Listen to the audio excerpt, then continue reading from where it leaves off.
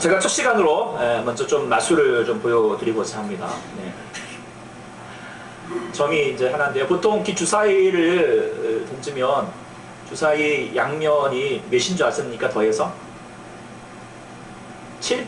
그쵸? 한쪽이 7이면 뒤에는 여기 6 이렇게 6이죠. 네. 그러면 앞면이 이제 몇이면 3이면 네. 그 뒤에는 4가 되는 것이죠. 네. 여기가 1이면 아까 몇이라고요? 6이고요. 여기가 3이면 4가 됩니다. 신기하죠? 네. 자, 비밀은 뭘까요? 짠짠. 이렇게 생긴 것 뿐입니다. 제가 점을 이렇게 가리면 하나가 되고요. 이렇게 되면 셋이라고 착각하고 있죠. 네. 이런 겁니다. 이렇게 이제 처음 이렇게 하는 것은 마술이라고 하는 것이 뭐예요? 속임수죠. 네, 속임수다. 마술의 정의를 이렇게 얘기합니다. 재빠른 손놀림이나 여러 가지 장치와 속임수를 써서 불가시한 일을 하여서 보임. 또 그런 술법이나 구경거리. 마술을 잘한다. 제가 이거 마술을 한번 해보려고 아주 어제부터 제가 영참 많이 썼습니다. 네. 어쨌든 네, 마술을 잘한다는 거 뭐죠? 어쨌든 잘 속인다라고 하는 것이죠. 오늘 본문에 이제 이렇게 마술하는 사람이 등장을 합니다. 이름은 시몬, 사마리아 사람입니다. 그러니까 이제 계속 봤던 것처럼 교회를 박해하러 말미암아 흩어지는 교회가 되었죠. 그래서 흩어진 교회로서의 역할을 특별히 빌립 집사가 잘 감당하여서 사마리아 성에서 복음을 전하니까 그 복음의 불모지였고 유대 사람들에게는 아주 그냥 원수처럼 여겨져 있던 그 사마리아의 주의 복음이 전해지니까 하나님의 놀라운 역사로 말미암아 성령의 역사로 말미암아 구원의 기쁨이 넘쳐나고 수많은 사람들이 아무 하나님께 돌아오게 되었습니다. 그 가운데 시몬이라고 하는 사람도 있었던 것이죠. 그런데 이 시몬이라고 하는 사람을 성경은 특별히 소개하고 있습니다. 9절에 이렇게 소개하고 있죠. 그 성에 시몬이라고 하는 사람이 전부터 있어 마술을 행하여 사마리아 백성을 놀라게 하였다라고 이렇게 되어 있습니다. 마술을 한. 그래서 사람들 놀라게 한 것이죠. 그러면 사람들이 또 반응이 어떻습니까? 와, 대단하다. 이걸 그래서 하나님의 능력이라고 신의 능력이다 이렇게 얘기할 정도였습니다. 그러니까 어쨌든 뭐 이거에 비하면 아무것도 아닐 정도로 이렇게 대단한 마술사. 그런데 그렇게 사람을 잘 속였더라고 볼 수도 있겠죠. 어쨌든 그런 사람이 이제 본문에 보니까 예수님을 12절에 빌립이 예수님을 전하고 예수님 믿기를 그렇게 고면할 때에 13절에 보면 시몬도 믿었고 또한 어떻게 했습니까? 세례도 받았다라고 되어 있어요. 그러면서 13절에도 더 나아가면 어떻게 됐냐면 그가 빌립을 전심으로 마음을 다하여서 전심으로 빌립을 따라다녔다. 그러니까 열심히 있는 교인이 되었다라고 하는 것이죠. 정말 그렇게 하고 또 모두가 그렇게 되는 줄 알았고 또 사도행전 저자가 누가도 이렇게 얘기하였습니다. 그런데 그 얼마 뒤에 예루살렘 교회에서 파송되었던 두 사도가 특별히 그 베드로가 시몬에게 하였던 말을 보면 대단히 의아합니다. 20절 말씀에 뭐라고 얘기합니까? 내가 하나님의 선물을 돈 주고 살 줄로 생각하였으니 내 은과 내가 함께 망할지어다 라고 말하고 있어요. 아니 그 열심히 있는 성도를 가리켜서 뭐라고 너 망해라 라고 이렇게 얘기해요. 더 나아가서는 뭐라고 말합니까? 21절에는 하나님 앞에서 내 마음이 바르지 못하니 이 도회에는 내가 관계도 없고 분깃될 것도 없다. 너 하나님과 상관없다. 하나님께 구원받지 못했다라고 이렇게 얘기하는 것입니다. 그는 세례도 받았지요. 열심히 교회 활동도 했어요. 그런데요 구원받지 못했다라고 하는 거예요. 세례 받았다고 구원이 보장되는 것은 아닙니다. 하나님은 우리의 마음의 중심을 보시지 의식을 통해서 구원받는 것이 아니죠. 그래서 우리가 세례 교육을 우리 하고 있는데요. 중요한 것은 세례가 무엇인지 교리가 무엇인지 이런 것보다 더 중요한 것은 정말 하나님을 믿느냐라고 하는 것입니다. 우리 제역 형제도 부모님 때문에 할 수 없이 교회를 가는 것이 아니라 정말 내가 하나님을 믿는 마음으로 하나님께 나아가고 있느냐 이 중심을 다시 한번 확증하는 시간이 세례 교육이고 또 세례 받는 의미가 되는 줄 믿습니다. 그래서 시몬은 세례를 받았지만 중심으로는 하나님을 영접하지 않았습니다. 그래서 돌아보면은 전에 뭐 사마리아 사람들을 속이더니 이제는 교회를 속인 거죠. 하나님마저 속이려고 한 것입니다. 마술을 부린 것입니다. 근데 왜 시몬이 그런 행동을 했을까? 우리가 23절을 조금 더 유심히 볼 필요가 있는 것 같습니다. 23절에 이렇게 되어 있습니다. 내가 보니 너는 악독이 가득하며 불의에 매인 바 되었다 라고 했습니다. 악독이 가득하고 불의에 매였다. 이 매었다라고 하는 단어를 영어로 보면 captive라고 하는, 포로가 되었다, 사로잡혔다라는 뜻을 가지고 있어요. 사로잡혀서 이런 일을 행동하는 것입니다. 그러면 시몬이 누구에게 사로잡힌 걸까요? 무엇에 사로잡힌 걸까요? 죄에 사로잡힌 거고 결국 사단과 마귀에게 사로잡혀서 이런 행동을 하였다라고 하는 것입니다. 우리가 기억해야 될 거, 사단의 특징이 무엇이죠? 사단은요, 속이는 자입니다. 첫사람 아담에게도 뱀으로 나타났을 때도 뱀은 간교했습니다. 그리고 때로는 광명의 천사로 양의 탈을 쓴 늑대로서 철저히 사람을 속이는 존재가 사단입니다. 그래서 이런 점을 정리를 해보면 마술사 시몬이 사람을 속이는, 마술을 통해 사람을 속이고 또 교회를 다니면서도 예수 믿는 척 하면서 사도들을 속였지만 결국은 그의 심령은 사단에게 사로잡힌 존재였고, 또한 자기 자신을 결국 돌아보면은 자신도 사람을 속이기 이전에 이미 사단에게 속임을 당한 존재라고 하는 것을 우리가 깨달을 수 있는 것이죠. 그러니까 정작 예수님이 이 땅 가운데 계시고 그 진리를 앞에 두고 있어도 예수님을 받아들이지 못하고 영접하지 못하고 성령을 거스려 행하고 있는 이 무모한 행동을 하고 있는 것, 그것은 사단에게 속아서 그런 것입니다. 근데 제가 이제 이 본문을 묵상을 하면서 깨닫게 되는 것이 뭐냐, 이런 마술사 시몬의 모습이 오늘날 우리에게도 많이 있다는 사실입니다. 마술사 시몬을 포로 삼았던 사단은 지금도 세상에 많은 사람들을 포로 삼아서 속이고 있습니다.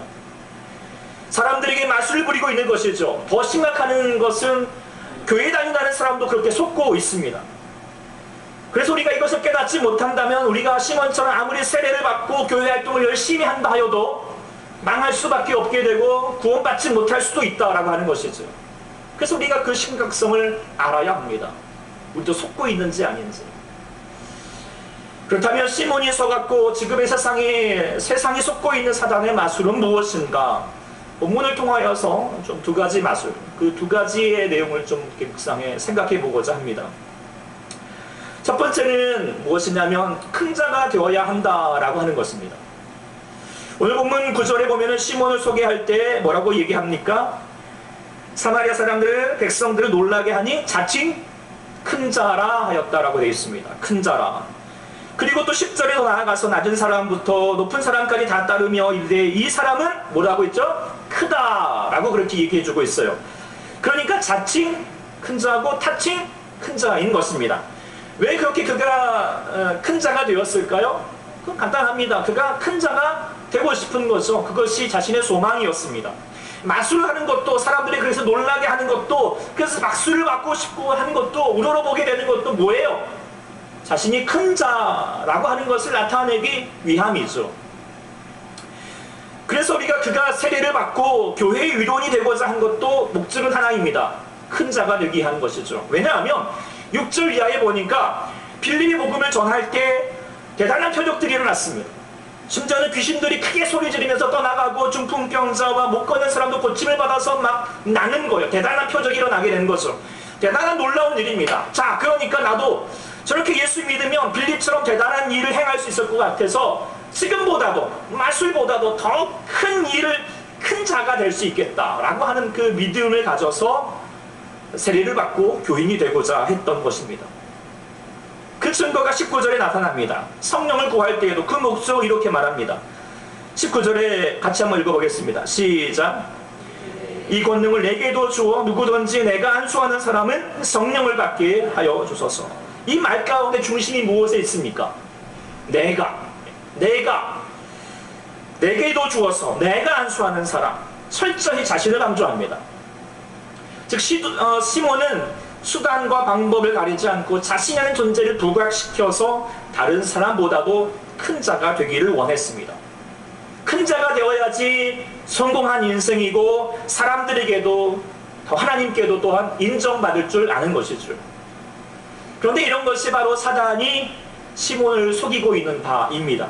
큰 자가 되어야 된다. 그리고 지금도 그렇게 사람들을 속이고 있습니다. 요즘도 제가 이제 또 공부를 좀 해야겠다라고 생각을 해서 인터넷 강의를 이렇게 좀 듣고 있습니다. 그러다가 심리학 강의를 좀 듣고 있는데, 그러다가 강의하는 교수가 하는 말이 뭐냐면, 사람들의 요즘 이렇게 불행한 이유가 뭐냐, 행복을 저해하는 요소가 뭐냐, 그분의 대답은 한마디로 말하면 신자유주의다라고 그렇게 얘기를 하고 있어요. 신자유주의, 여러분들 아시는 분 아시겠지만 1970년대 이후로 현대인의 모든 삶의 행동 원리, 중심 원리가 바로 신자유주의입니다. 사전적 정의는 또 이렇습니다. 국가 권력의 시장 개입을 비판하고 시장의 기능과 민간의 자유로운 활동을 중시하는 이론. 한마디로 시장의 힘을 믿는 것입니다. 보이지 않는 손이라고 말하기도 하는데요. 어쨌든 시장이 무엇입니까? 무한한 경쟁 구도 가운데 있는 것입니다. 그런데 이렇게 신자유주의를 이 경쟁을 더 북추기 위해서 세운 방안이 뭐냐면 승자 독식 구조입니다. 승자 독식이 뭐냐면 1등에게 몰아주는 것입니다. 옛날이면 1등부터 100등까지 있으면 1등에게 100만원, 2등은 한 90만원, 80만원 이렇게 차등을 두어서 했지만 요즘은 어떻게 할까요? 1등에게 다 몰아줘 버립니다. 그래서 1등에게 1000만원 주게. 그럼 사람들의 마음이 어떻게 하죠? 와, 내가 1등 해야겠다. 이런 마음을 가지는 거죠. 이게 이제 오디션 프로그램이라든지 요즘의 사람들의 모습입니다. 그러면 사람들의 마음이 더 이렇게 더 경쟁의 마음으로 나아가게 되는 것이죠. 기업도 마찬가지입니다. 그래서 대기업을 확 키웁니다. 그래서 낙수 효과를 보고자 하는 것이죠. 예. 학교도 마찬가지입니다. 종교에서 상위 몇 % 아이들에게만 집중 관심을 가집니다. 나머지 아이들은 공부하든지 말든지. 학교가 이렇다라고 합니다. 제가 고등학교 1학년 때 담임선생님이 유독 더 그랬던 것 같아요. 성적표가 나올 날이면 참치사했습니다. 1등부터 5등까지 막 이렇게 부르면서 아이들에게 자기가 몇 등 맞았다고 박수! 하고 심지어는 그 아이에게 뽀뽀해주려고 뽀뽀해주고 울지나 근데 이제 공부 못하는 친구들은 그냥 본래 취급을 합니다. 사람 취급도 안 합니다. 표정부터 다릅니다. 그러면서 그 선생님이 저희 교회 시간마다 강조했던 말이 아직도 기억합니다. 이렇게 말했습니다. 늘 항상 인간은 열등감 속에서 성장한다. 열등감으로 말미암아 성장한다. 이게 신자유주의죠. 그래서 선교에 많은 사람들이 그렇게 열등감 가운데 있습니다. 자기는 만족하다, 자기 인생 좋다라고 말하는 사람 별로 없습니다. 다 부족하다. 나는 열등하다. 언젠가부터 사람들이 무한 경쟁 가운데 도태된 사람들을 가리켜서 행하는 말이 있습니다. 뭐라고 말하는 줄 아십니까? 루저라고 하죠. 루저가 뭐예요? 잃어버리고 저버렸던 사람, 실패한 사람이라는 것입니다. 왜 그렇게 말해야 될까요? 마치 뭔가 경쟁에서 도태가 되어가면 인생에 실패한 사람, 아니 사회에 폐를 끼치는 사람 취급을 합니다. 1등을 제외하고는 다 루저들입니다. 그러니 길을 쓰고 1등이 되려고 합니다. 한국 사회가 더 그런 것 같습니다. 올림픽의 메달수가 중요하지, 참가하는 건 의미가 없습니다. 네. 그래서 한 코미디언이 말했죠. 1등만 기억하는 하여튼 이런 세상. 이번에도 산에 갔더니 사람들이 다들 산에 가도 앞동네를 앞산을 가더라도 어떻게 가요? 에베레스트 정상을 올라가는 것처럼 챙겨갑니다. 다들 메이커에 좋은 비싼 호텔에다가 장비를 챙겨서 옵니다. 왜 그럴까요? 큰 거, 좋은 거, 비싼 거, 그거 좋아라 합니다. 그렇지 않으면 뭐예요? 실패한 것 같고 자기는 초라한 것 같으니까 그렇게 해서도 보여주고 싶은 마음인 것이죠. 교회도 마찬가지인 것 같습니다. 큰 교회가 좋은 교회고 큰 교회 목사가 좋은 목사라고 생각합니다. 작은 교회는 창피해하는 사람들도 있습니다. 이게 다 속임수입니다. 사단이 이 시대의 사람들을 속이고 시몬을 속였던 것처럼 큰 자가 되어야 하는 줄 아는 거, 그건 대단한 속임수입니다. 뭔가 대단한 일을 하여서 사람들에게 박수 받아야지 성공한 인생이라고 생각한다면 착각 중에 착각입니다. 우리 하나님은 우리를 경쟁시켜서 둥수 매기고 그러지 않습니다. 하나님께서 가인과 아벨에게 제사를 드리게 해서 누가 더 많이 더 좋은 것으로 드렸느냐라고 해서 아벨을 택한 것이 아닙니다. 하나님께서 택하신 사람 아브라함과 이삭과 야곱과 요셉이 다른 형제들보다 더 먼저 태어났고 더 능력이 많고 잘난 사람 때문이 아니었습니다. 예수님께서 12 제자들을 서로 경쟁시켜서 누가 더 똑똑하냐, 능력이 많냐, 열심히 하느냐, 그것을 택하셨습니까? 만약에 그랬다면 베드로는 꼴찌입니다. 하나님의 선택 기준은 무엇입니까? 단 하나, 믿음이죠. 하나님에 대한 믿음입니다. 근데 그 믿음은 무엇에서 출발합니까? 나는 전적으로 부족한 존재라는 것이죠. 나는 할 수 없는 존재라는 사실을 먼저 받아들이면서부터 믿음이 출발하는 것입니다. 자신이 절대적인 무능력한 존재, 자신은 큰 자가 아니라 뭐예요? 작은 자라는 사실을 깨닫고 나아가는 것, 그것이 믿음입니다. 그리고 그 하나님은 그 믿음을 보시고자 하신다라고 하는 것입니다.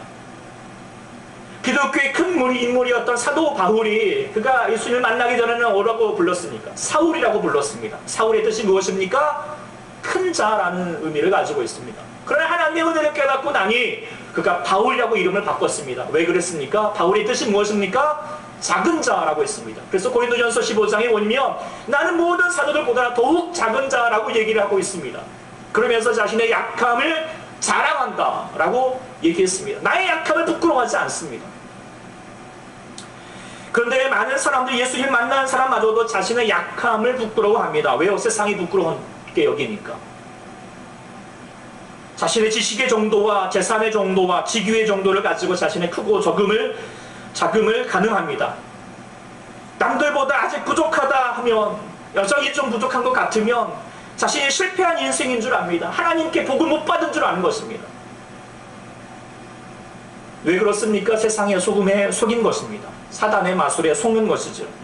우리 하나님은 우리가 큰 자 되기를 원하지 않습니다. 능력을 요구하지 않습니다. 자신의 약함을 부끄러워하지 않기를 원하십니다. 차라리 부끄러워하는 것이 부끄러운 것입니다. 하나님 우리 연약함을 사랑하십니다. 있는 그대로를 귀히 여기십니다. 실수해도 실패했다라고 말하지 않고 괜찮다 말씀하십니다. 할 수 있다 말하십니다. 그리고 하나님을 믿으라 라고 말씀하십니다. 그렇기 때문에 우리가 세상에 속지 말고 하나님의 사랑의 음성에 귀를 기울이기를 원합니다. 큰 자가 되어야 된다라고 하는, 1등 돼야 된다라고 하는 세상의 맛에 속지 말자는 거예요. 하나님은 우리 가운데 작은 자로 있기를 원하고 계십니다. 그리고 우리 같은 작은 자를 사랑하기를, 같이 경쟁하는 것이 아니라 함께 돌보아 주기를, 사랑하기를 원하고 있는 이 하나님의 뜻을 우리가 헤아릴 수 있는 우리 모두가 될 수 있기를 소망합니다. 두 번째, 지금 시몬에게 그리고 우리에게 속이는 이 세상의 마술은 무엇일까? 그것은 돈이면 다 되는 줄 아는 거예요. 시몬이 지금 성령을 18절 이해 보면요, 돈을 주고 살려고 했습니다. 성령을 돈을 주고 살려고 했다는 거예요. 돈이면 성령도 소유해서 자기 뜻대로 행할 수 있다고 생각하는 거예요. 돈이면 다 된다고 생각하는 거죠. 이 시대가 더욱 그렇습니다. 돈 하고 있죠. 물질 만능주의, 만모니즘에 점철된 세상입니다. 이거 자본주의의 관념의 덕택이지요. 하나님께서 출애굽한 백성들에게 가나안 땅 들어갔을 때에도 철저히 경계했던 것이 무엇입니까? 가나안의 우상들입니다. 그 가나안의 우상들, 바알과 아세라 신들이 무엇을 얘기합니까? 풍요의 신입니다. 오늘날로 말하면 돈이죠. 만모니즘입니다. 그런데 이스라엘 백성들이 애석하게도 하나님보다도 가나안의 우상, 그 돈을 더 사랑했습니다. 풍요를 더 사랑했습니다. 그리고 사사시대의 그 암흑기를 맞이하고 망할 수밖에 없었던 것이죠. 오늘날의 교회도 마찬가지인 것 같습니다. 어떤 노총각에게 천사가 나타났습니다. 네가 원하는 게 뭐냐? 세 가지를 말해봐라. 그랬더니 제일 먼저 얘기한 게 뭐였을까요? 돈! 그 다음에 여자, 결혼, 이렇게 했대요. 그랬더니 정말 소원이 이루어졌습니다. 돈 여자와 결혼했다라고 합니다. 돈 여자와. 네, 실제로 그럴 것 같아요. 실제로 사람을 향하는 마음보다도, 결혼하고 싶은 그런 마음보다도 돈이 먼저 우선인 사람과 결혼하면은요, 남자가 미치든 여자가 미치든 합니다. 남자는 여자에게 돈 쓰는 게 그냥 아까워서 미치는 것이고, 여자는 그런 남편하고 살고 있으니까 미칠 수밖에 없는 거죠. 돈 여자와 결혼하는 것입니다. 얼마나 지금의 많은 가정들이 그렇게 돈에 돌아버리는지 모르겠습니다. 하나님은 돈을 사랑하는 것이 모든 악의 뿌리라고 말했고 물질과 하나님을 겸하여 섬기지 말라고 했습니다. 왜 하나님께서 그렇게 우리가 돈에 경계하도록 하고 있을까요? 돈의 의미가 무엇이죠? 우리의 소유의 가치를 매기는 것이죠. 그래서 돈이라고 하는 것이 자신의 노력과 능력에 대한 정당한 대가라고 생각하는 것입니다. 본인이 열심히 일을 했던지 부모를 잘 만났던지 운이 좋았던지 아무튼 자기가 소유된 것은 이 돈, 그거 자기 가지고 있는 것은 누구 거다? 돈이 없네요. 내 거다. 그러니까 내 돈 가지고 내가 쓰겠다는데 누가 뭐라 그러느냐 이렇게 얘기합니다. 이게 사단의 속임입니다. 착각입니다. 하나님의 생각은 전적으로 다릅니다. 본문에 성령은 무엇이라고 말합니까? 돈으로 살 생각하지 말라. 성령은 무엇입니까? 20절에 하나님의 선물이라고 말합니다. 하나님의 선물을 돈으로 살라고 생각하지 말라는 것이죠. 선물은 무엇입니까? 우리 가운데 그저 은혜로 주시는 것입니다.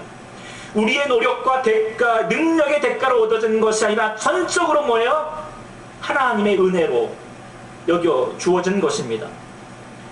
그리고 또 소유물로 살려고 하면 뭐예요? 성령도 자신의 소유물처럼 여기고 싶은 거예요. 그건 뭐예요? 내 마음대로 내 뜻대로 내가 성령을 도구화시키겠다라고 하는 욕심인 것이죠.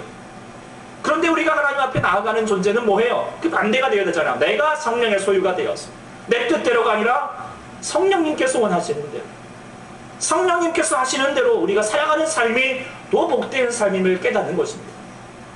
그런데 그런 돈의 노예가 되어서 성령도 노예 삼고 싶은 그런 욕심 가운데 빠져 있습니다. 성령도 돈이면 되는 줄 아는 거예요. 그런데 성령은요, 하나님의 선물입니다. 아니, 성령님만 하나님의 선물입니까? 이 땅에 주어진 모든 것이 하나님의 선물입니다. 돈이면 되는 것이 아니라 돈으로 절대 살 수 없는 것들이, 아니 그에 훨씬 비교할 수 없는 그 귀한 것들이 우리에게 선물로 주어진 줄 믿습니다. 이번 주 이제 우리 지난주에 하여튼 월요일 주일 오후부터 저녁 오후까지 해가지고 오대산, 죄송합니다. 어쨌든 좋은데 저희만 보고 가지고 늘 항상 그런 건 죄송한 마음뿐입니다. 어쨌든 다음에 꼭 갑시다. 멋진 단풍을 이렇게 보고 있으니까, 이 하나님이 주신 이 선물과 같은 자연 만물을 보고 있으니까 뭐 보자마자 다들 와 하면서 감탄이 저절로 나옵니다. 그런데 그렇게 좋은 날에 기분 나쁘게 하는 게 하나 있었어요. 그게 뭐냐면 산에 들어가는데 입장료를 내는 거 약 3,000원이었던가. 그리고 3,000원 맞나요? 뭐 하여튼 또 뭐 주차비도 내고. 그런데 그것이 단지 산을 잘 관리하기 위해서, 보호하기 위해서 하는 거라면 제가 기쁘게 내겠습니다만은, 여러분 아시나요? 2007년부터 그 국립공원 입장료가 폐쇄되었어요. 없어요. 국립공원 산에 간다고 우리에게 돈 받는 건 지금 아닙니다. 그럼 왜 돈을 받느냐? 그곳에 뭐가 있어요? 사찰이 있어요. 그 사찰이 있기 때문에 사찰 관리료로 명목으로 이렇게 돈을 받는 거죠. 참 마음에 안 들었어요. 제가 이제 불교를 하고 뭐 그런 것이 아니라 생각해보면 그런 거예요. 아니, 대한민국의 좋은 산은 죄다 사찰을 절을 지어놓고, 그리고 저들이 그곳에 뭐 한 게 있습니까? 뭐 나무를 만들었습니까? 산을 만들었습니까? 흐르는 냇가에 물을 퍼다 주었습니까? 무엇 하나 준 것도 없고 하나님께서 그저 공짜로 우리 가운데 허락하신 것인데, 그렇게 자기가 쓰고 있었으면 어떡해요? 하나님께 돈을 드리든지 우리에게 돈을 주든지 해야지. 왜 사람들에게 돈을 받냐 이거예요. 맞습니까? 어떻습니까? 그래서 실제로 이제 뭐 이게 뭐 적법하냐 위법하냐 뭐 논의 중인 걸로 알고 있는데, 제가 봐도 어때요? 이거 위법입니다. 어떻게 돈을 그렇게 해요? 받고 싶으면 절에 다니는 사람에게 받으라 그러지, 왜 우리에게까지? 차라리 돈을 자기가 지불해야 되는 것이 마땅하다라고 그렇게 생각하게 됩니다. 그런데 이런 생각을 가지고 있는데, 우리네 생각도 우리네 삶도 마찬가지라는 거예요. 우리에게 주어진 모든 것들, 나의 몸, 나의 사랑하는 부모님, 자녀들, 또 내가 매일 마시는 공기, 자연 만물, 이 햇빛, 또 우리에게 주어지는 그런 건강과 직장과 모든 것들이 내가 돈으로 산 것입니까? 내가 무엇해서 얻어진 것입니까? 내 수고와 노력의 정당한 대가입니까? 여러분들 과연 여러분의 몽뚱아리 하나라도, 아니 흐르는 피 하나라도 여러분의 월급 가지고 돈 주고 살아가면 여러분들 살 수 있을 것 같습니까? 택도 없는 소리입니다. 그런데 마치 자기네 삶이 돈 가지고 자기 것이냐 생각하고 있다면 착각 중에 착각인 것입니다. 하나님의 선물 아닙니까? 선물인 줄 알면 어떻게 해요? 감사하는 줄 아는 것이죠. 근데 사람들은 내 돈 주고 내 마음대로 쓰는데 그렇게 얘기하고 있는 거, 그것은 사단의 속임입니다. 선물을 돈 주고 사려고 하는 이 시몬의 이 발상, 이 생각, 돈이면 다 되는 줄 아는 이 사단의 마음을, 사단의 이 속임수가, 사단의 마술이 오늘날 이 시대 가운데 얼마나 많은 사람들 가운데 그렇게 자리 잡고 있는지 우리가 조금만 생각해봐도 알 수가 있습니다. 아니, 우리가 예수 믿으면서도 마찬가지라는 거예요. 이게 내 것인 양 생각하고 있는 거예요. 그런데 이렇게 살면 인생이 불행해집니다. 돈이 최고인 줄 알고 돈이면 다인 줄 아는 사람, 그렇게 해서 소유욕으로 살아가는 사람은 더 많이 가지지 못해서 늘 욕심을 냅니다. 적으면 불만이고 원망이고 많으면 교만해져서 허세 부립니다. 가난은 죄다라고 생각하고 있고 법 위에 사람이 아니라 사람 위에 돈이다라고 생각하고 살아봅니다. 그런데 인생을 하나님의 선물이다, 은혜임을 아는 사람은 늘 감사합니다. 넉넉한 마음으로 삽니다. 작은 것 하나에도 감사할 줄 알고 많다고 허투루 쓰지 않습니다. 베풀 줄 압니다. 이번 주에 한 기사 여러분들 보셨겠죠? 주윤발 씨. 저도 우리 열쪽에 아주 그 영웅 본색 막 하고 막 성냥감 물고 다니고 막 흉내내고 막 그랬던 사람인데, 이번에 그가 자기의 전 재산 약 8천억 정도 되는 걸 기부하겠다라고 했습니다. 근데 더욱더 놀라운 것은 뭐냐면, 그런 막대한 재산 8천원 정도 있는데, 8천억 정도가 있는데 한 달 용돈이 12만 원 정도였고 평소에 대중교통을 이용하고 다닌다라고 합니다. 그런데 그가 그렇게 살 수 있는 것은 돈을 대하는 태도가 달랐기 때문이에요. 이렇게 얘기를 했어요, 신문기사에는. 그 돈은 내 것이 아니고 잠시 보관하고 있을 뿐이다. 그러면서 인생의 행복은 돈으로 살 수 있는 것이 없다, 살 수 있는 것이 아니다 라고 그렇게 얘기했습니다. 어디서 이 진리를 알았는지 모르겠는데 어쨌든 참 영웅의 삶입니다. 주윤말 씨도 이렇게 산다면 우리가 예수 믿는 사람이면 더더욱 그렇게 살아야 되지 않겠습니까? 물론 돈이 중요합니다. 우리 인생 가운데 돈이 많이 필요합니다. 그러나 필요할 뿐이지 돈이 인생의 목적은 아니지 않습니까? 그런데 우리가 필요 이상으로 욕심 내려고 할 때가 참 많은 것 같습니다. 아니, 주윤발 씨도 12만 원으로 산다는데 우리 너무 많이 가지려고 하는 것 아닐까요? 지금도 부족하다라고 여러분 속상해하지 않으신지요? 하나님께 원망하고 있지 않으신지요?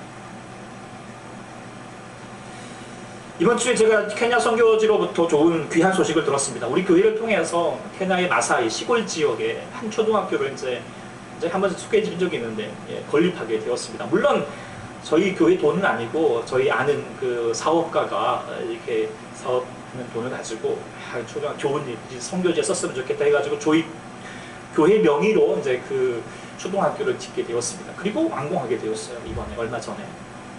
그러니 이 아이들이 정말 학교 다니기 위해서 그냥 수십 킬로를 그냥 걸어서 몇 시간을 걸어서 가야 되는 아이들이 드디어 동네가 교회도 나중에 생길 거예요. 학교가 생기고요. 얼마나 귀한 일입니까? 그런데 이제 이렇게 건물은 지어졌는데 이제 들어갈 책상과 이게 이제 또 벌상 이런 집기들이 이제 이게 준비 이렇게 하려고 모금 중에 있다라고 하는 거예요. 제가 그 얘기를 듣자마자 옳건 이거 하나님께서 우리에게 주신 기회다라는 생각을 제가 가지게 되었어요. 야, 그냥 남의 그 사업가를 통해서 지금 했는데 우리가 좀 하면 어떨까? 여러분 한 분 한 분들이 그 아프리카 아이들에게 책갈상 하나씩 좀 마련해주면 안 될까?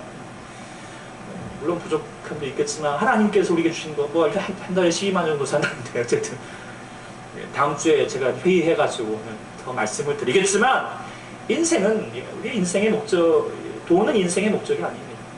잘 사용하라고 주신 하나님의 은혜의 선물인 줄 믿습니다. 말씀을 읽겠습니다. 마술사 시몬이 지금 마술을 부리면서 사람을 속였죠.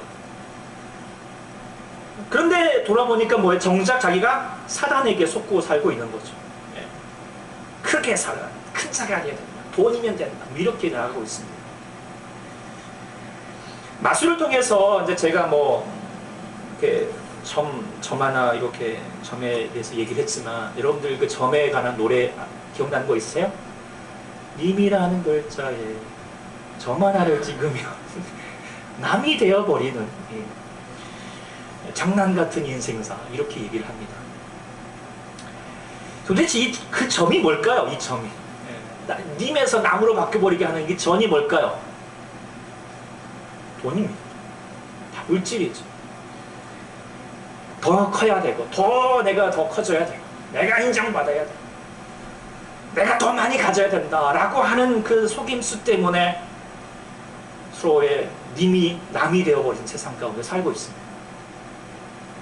강의했던 심리학 교수가 동일한 얘기를 했어요. 인생의 행복의 열쇠는 뭐냐? 관계다. 결국 뭐 다른 게 아니다. 관계다. 그런데요, 그 관계를 깨뜨리는 것이 뭐냐? 사람을 끊임없이 경쟁시켜서 그런 경쟁의 구도로 만들게 하고 더 큰 사람이 되어야 되고 돈이다라고 그렇게 얘기를 하고 있어요. 그래서 그것 때문에 현대의 많은 사람들이, 특히 한국 사람들이 불행해지고 다른 불안하다라고 해서 좌절하고 심지어 자살률도 어떻게 1위가 되어가고 있는 이유가 그것 때문이라고 말하고 있습니다. 하나님이 네가 지금 돈을 사랑하고 있는 시몬에게 네가 너와 내 은과 함께 망할지어다, 아니 망할지어다 얘기하지 않더라도 어떻게 해요? 망할 수밖에 없는 인생을 사는 것입니다. 우리가 속지 말아야 됩니다. 심리학 교수는 그렇게 진단했지만 해답은 주지 못했어요. 그러나 우리는 해답을 압니다. 우리 인생은 누구 것입니까? 하나님의 것입니다. 그리고 우리에게 주어진 모든 것들은 하나님의 선물입니다. 은혜입니다. 선물치고 너무나도 대단한 것입니다. 값을 헤아릴 수 없을 정도로, 특별히 독생자 예수를 우리를 위해서 허락하시는 말이야. 자신이 모든 것을 주시고 십자가 위에서 자신을 다 놓여주셨던 것이 하나님께서 우리에게 행하셨던 말이라고 하는 것이죠. 은혜입니다. 그리고 하나님께서 우리 가운데 원하시는 건 하나입니다. 은혜로 알아라는 것이죠. 너희 인생을 은혜로 알아라. 그리고 은혜롭게 살아라 라고 하는 것입니다. 하나님께 감사하고 하나님께 예배하고, 그리고 다른 사람에게 후히 주고 나눌 수 있고 섬기고 사랑할 수 있는 인생이 되기를 원하고 있습니다. 찬양 하나를 제가 원래 성경 찬송을 하려고 했는데 계속 이 찬양이 제 마음에 준비하면서 맴돌아서 찬양을 좀 하고 이렇게 하는 시간, 묵상해보는 시간을 가졌으면 좋겠습니다. 가사를 좀 띄워주시겠어요? 소원이라고 하는 가사가 너무 우리에게 참 많이 와닿습니다. 제가 먼저 가사를 한번 읽어볼게요. 삶의 작은 일에도 그 마음을 알기 원하네. 작은 것부터, 소소한 것부터 하나님의 행복을 우리 가운데 허락하십니다. 그 길, 그 좁은 길로 가기 원해. 그 다음 가사가 참 좋습니다. 나의 무엇을 알고 작음을 알고, 그리고 그분의 크심을 알고, 그리고 그 깊은 길로 가기 원하네. 저 높이 솟을 산이 되려고, 막 크게 되려고, 많이 가지려고 하기보다도 어떻게 해요? 오름직한 동산이 되어 내 가는 길만 비추기보다도 누군가의 길을 비춰준다면 그렇게 하나님께서 우리 가운데 하나님의 귀한 삶을 살게 될 것이다 라고 얘기하고 있습니다. 우리도 그런 제목이 뭐예요? 소원입니다. 크게 되고 많이 갖고 돈 많이 벌고 있는 게 소원이 아니라 하나님의 말씀에 따라서 은혜로 알고 나의 자금을 알고 그 마땅한 삶을 살아갈 수 있는 그런 소원을 가질 수 있는 우리 모두가 되기를 소망합니다. 찬양 한번 같이 드리고요. 묵상해도 좋고요. 모르신 분들은 하나님 말씀 잠시 기도하는 시간 좀 갖겠습니다.